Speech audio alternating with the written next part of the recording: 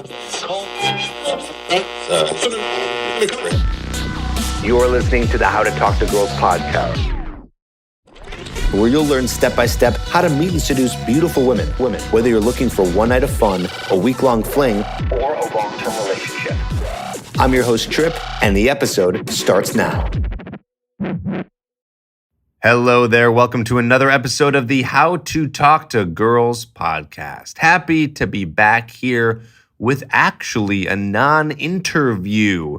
I've been doing a lot of interviews lately, and I figure, you know what? Time to get back to just you and me, talking to you wherever you may be. I always wonder where you are listening to this episode. Some people listen in their car. Some people listen on their way to class. Some people listen from work. Some people listen on long road trips. I've actually been working with some coaching clients lately, and they say to me that they've binge listened to a lot of episodes in the car because they were driving a long distance for work or travel, something like that. So I wonder if that's you. There are definitely a lot of episodes to listen to and binge. We cover so many topics. It's funny, people always ask me, Trip, like, how do you come up with all these different topics? Like, I don't understand. And if you think about it, it's just endless. It's just endless. I mean, there's so much to talk about when it comes to dating and sex and relationships and the communication and the way that we understand the opposite sex and how to understand yourself as a man. I mean, this could be talked about, probably for infinite amount of hours. There's so much to listen to. And also, of course, if you listen to a lot of episodes, you're going to hear me repeat some of the advice because when it comes to specific questions, there's only a certain number of specific answers that I have. But the thing is, I don't know if you've noticed this, I've noticed this for sure, is that whenever I'm learning something or trying to get the grasp on some sort of information, I love hearing the same information again. Because the first time you listen to some information and answer some advice, you take it in and you kind of got to think about it. It's the first time maybe you heard some piece of advice. But then when you hear it again, you're like, oh yeah, I've heard that. And then you hear it again, you go, oh, now I'm starting to really understand it. And then you hear it again, you're like, oh yeah, I got this. You start to understand it a little bit more the more you hear it because you're just really letting it soak in, right? So it's good to hear some of the same information. I like when I hear it because it reminds me of like, oh yeah, that's right. And you keep getting reminded depending on whatever the topic is, Maybe you're going to hear some of the similar advice that I'll be giving on today's episode. And we're going to be answering a question and talking about a question that was emailed in from one of our listeners whose name is Andrew. So Andrew, if you're listening, thank you for emailing in. You can email in also a question if you want. I don't always answer the questions because some of the questions are either too short that don't give enough detail or information, or you're just writing in very poor grammar that I can't understand. So if you want to ask a question, I actually urge you to make it longer. Don't just, send in a question like, how do I get over approach anxiety? It's like, well, first of all, you should go and look through my episodes. I already talk about approach anxiety a lot. But if you have a specific question with detail, like you're going to hear right now, please email us at trip@tripadvice.com. Of course, Trip is with 2 P's.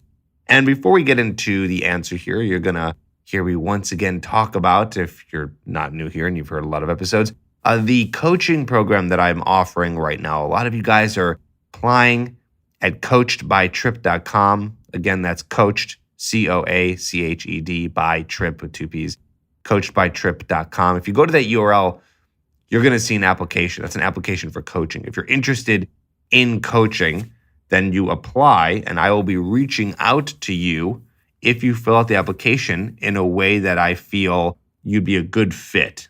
Okay, so of course you'd have to be 18 or older and also give me details on what your situation is. So really answer the questions thoroughly. And I go through them. It's not my team or my assistant. I actually go through every application myself and I handpick the ones I think would be a good fit for coaching. And then I email you and we set up a time for you and I to talk to see if coaching is a good fit. Coaching is one-on-one. This is not a group coaching program at the moment.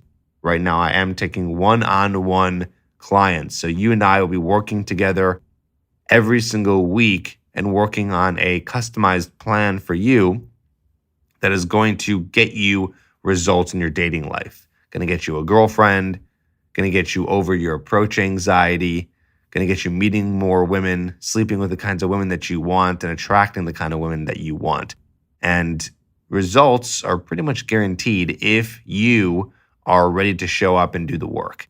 And I make it easy for you. And guys who are joining the coaching program are seeing amazing results, getting dates, getting girlfriends. It's pretty incredible, the things that we've accomplished. So if you're interested, go to coachedbytrip.com, and I'd be excited and, of course, happy to be working with you and getting you on the right track to meeting and attracting more women. So go to coachedbytrip.com. All right, let's go into our question today from Andrew. He says, "Hi, Trip. My name's Andrew, your old subscriber." You're old. I always wonder what that means, your old subscriber, meaning you're old? I don't think that means you're old. Maybe you were once a subscriber and not anymore. Well, you must be a subscriber still. Okay.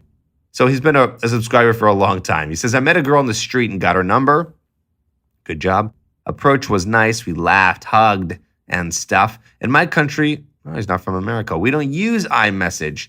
For texting, we use Instagram. So I called her next day to meet for a coffee. She said she has plans and asked to call her the following day. After I did, she ignored my calls and haven't called back. But I really like her and want to meet up, but don't want to be obsessive. I found her Instagram profile, Discover Contacts feature. So there are 3 options. 1, call her again in a few days. Most likely she will ignore my call again. 2, write her a message on Instagram. Maybe a little bit creepy. You're not answering. I found you here. 3, call her from another number. Seems like needy choice. So can you please advise me what to do in this situation? Hope to hear from you." Andrew, great question. Of course, it was a great question. That's why I picked it, because I thought this was very interesting, right? If you're going out and you're meeting women, and hopefully you are, hopefully you're taking action on all the advice that I'm giving you here on the podcast. If you're going out, you're meeting women, and you have an interaction where, he says the approach was nice, we laughed, hugged, it seemed like it went really well. I mean, it seemed like it went really well to the point where she even agreed to answer your phone call, unless she was confused on who it was, and she was like, "Who is this? I should answer." But I'm assuming she probably knew who it was, because hopefully if you were exchanging numbers, what you should do is make sure that she puts your name. Like, you should take her phone and put your name in and put your number in. And then one method you can do is, if she agrees to exchange numbers, you can say, "Here, let me put my number in your phone," and you put your number in her phone. And then you go, if you know how to use the phone, hopefully you do. Sometimes you are dealing with a girl who's got a different phone than you, but you text yourself. Or you can say, "Here, text me right now." So I made sure I put it in right. And then she'll text you, and then you have it, right? So this kind of like double confirms you have the right number, and it's all good. And then she'll remember you because you had this little moment where she texted you. Anyways, I guess in this case, she answered the phone call, and then she said, "Call me the following day," which is interesting, right? So I don't like how that works, because I feel like you were really not in control in the situation. So what you did was, you probably called her up. You said, "Oh, you interested in hanging out?" And she said, "No, I have plans, but call me tomorrow." Okay, so you're letting her kind of guide the situation here. Why is that an issue? Well, 1, it's not asserting your dominance, which is what women are attracted to. I talk about that in my TED formula, TED. D stands for dominance. But if you're not doing that, right, you're not in control there, not only are you not being attractive, but now you're in this weird position where you're inevitably being needy. Even if you're not trying to, it's like you're calling the next day. You already called her. It's a mess. Instead, it should have been, "Hey, awesome meeting you. When are you free to meet up?" You don't just say, "Hey, are you free today?" Because if she says no, which she did, then you're like, "Oh, well, and then she probably was like, "Well, just call me tomorrow." And you're like, "Okay." Or you'd be in a situation where you're like, "Well, you're not free today. Okay, are you free tomorrow?" "Oh, you're not." "Oh, what about the next day?" "The next day." It's not smooth, right? It's not a very smooth interaction. So ideally, in the most ideal sense, you call her up, you chit chat for like 5 or 10 minutes, see what's going on, and then you say, "Well, listen, it was nice to meet you. We should hang out again. When are you free?" A lot of guys in the community are so against that, by the way. It's so funny. They're like, "Don't ask her when she's free. It makes it look like you don't have anything going on." That's not true. That's not true at all. You're just asking when she's free. That doesn't mean you're going to be free on the days that she says she's free. She might be like, "Oh, I'm free on Thursday." You might be like, well, I have a thing on Thursday. What other days are you free? Or you'll just ask, what days are you free? So then she'll say, well, I'm usually free on Wednesdays, on Fridays, and on Mondays, or whatever it is. And then he'll say, perfect. Well, I'm usually free on Mondays also. Let's do something on Monday. It's just quick logistical questions to get her to tell you when she's available to hang out, and then you match it up.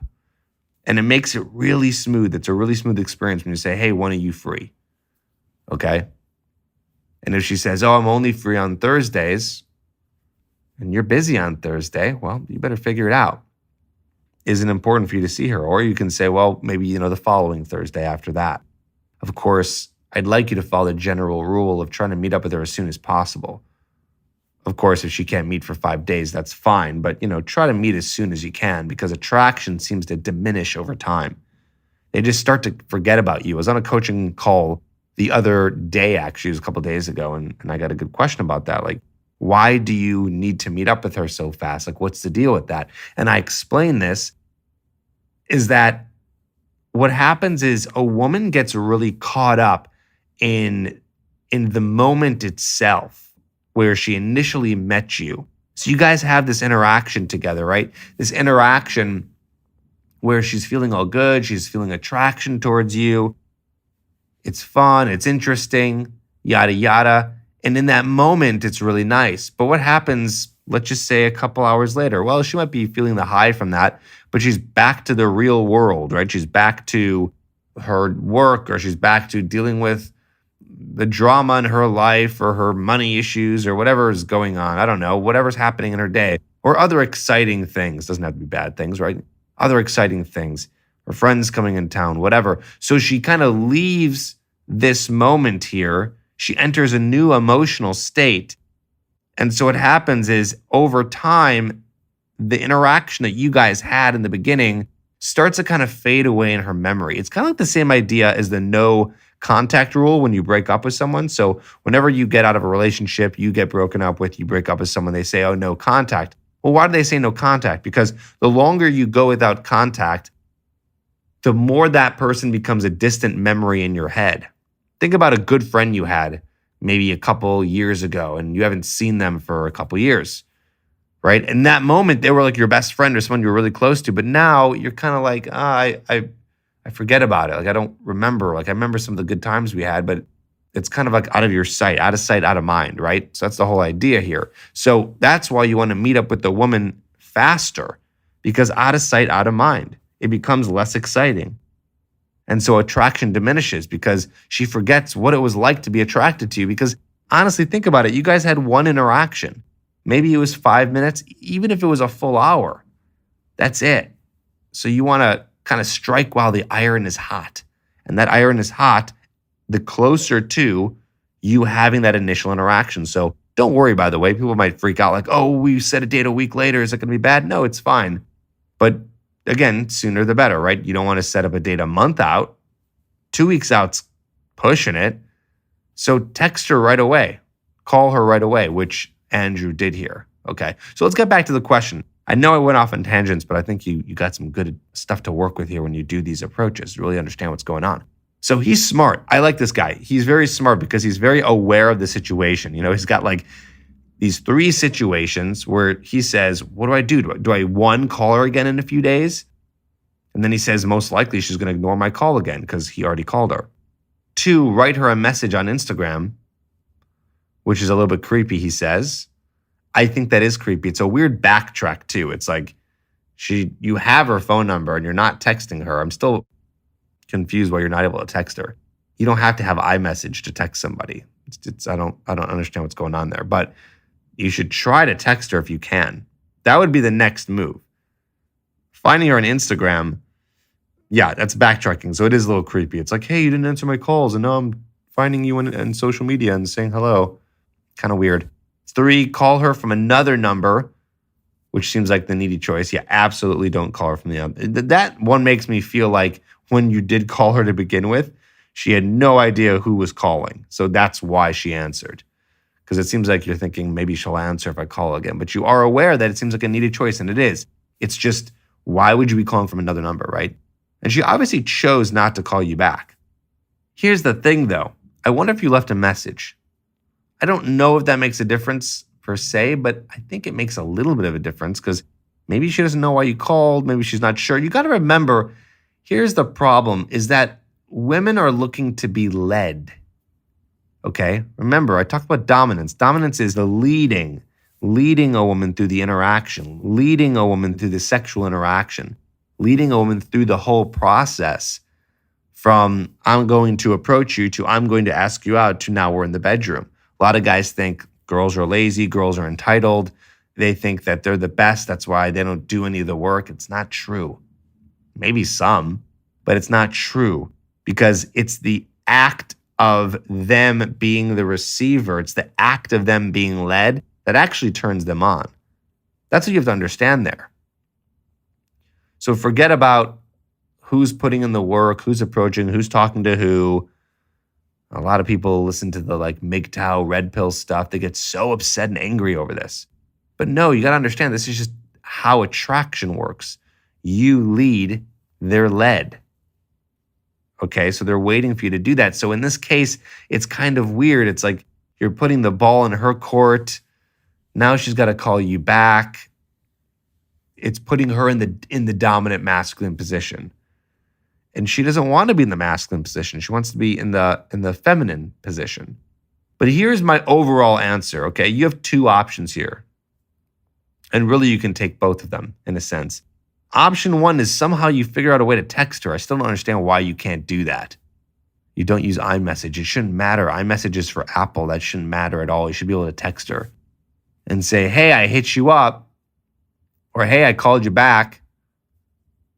When are you free this week? And just kind of go for it. And if she's interested, she'll respond. Or just don't do anything.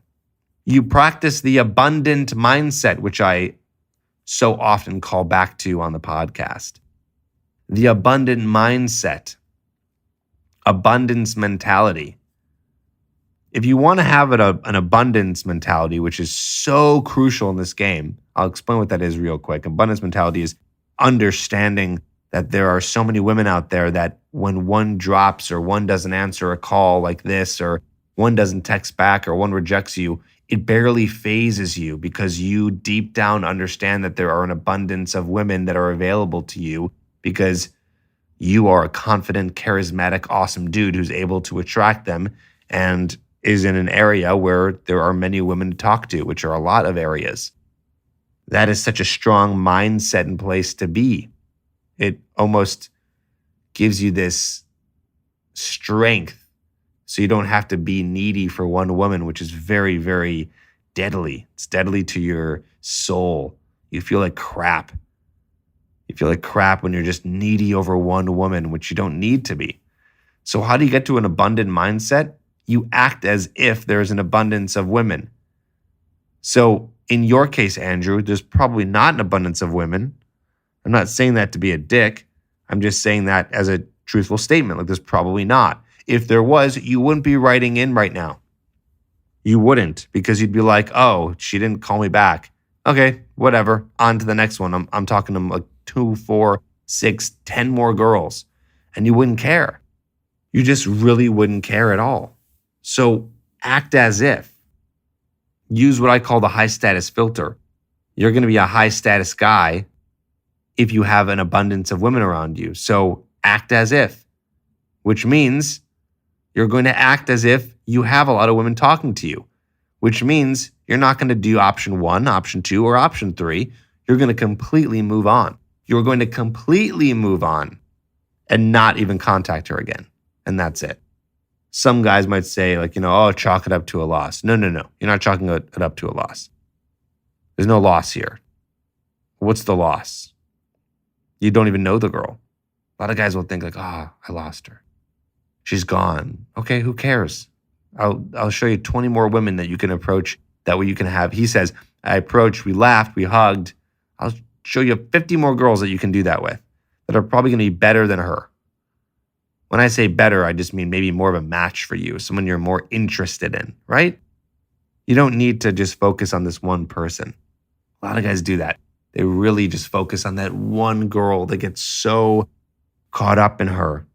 It's like their brains are just in that moment wired to only want to mate with her. She is the one who is going to be able to help spread your genetics by having a child, right? This is like evolutionary psychology.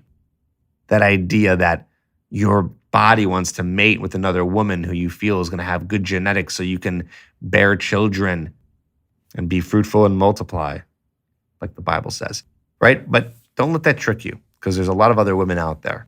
So that's my answer for you, Andrew. I want you to either text her back if that's possible. Don't call her again. You're just setting yourself up to be in a needy situation. She knows. She knows that you called. She sees. She's done. Maybe she'll hit you back. I don't know. Maybe you'll text her and you'll figure out a way to do it. She'll text you back. Maybe. Let's find out.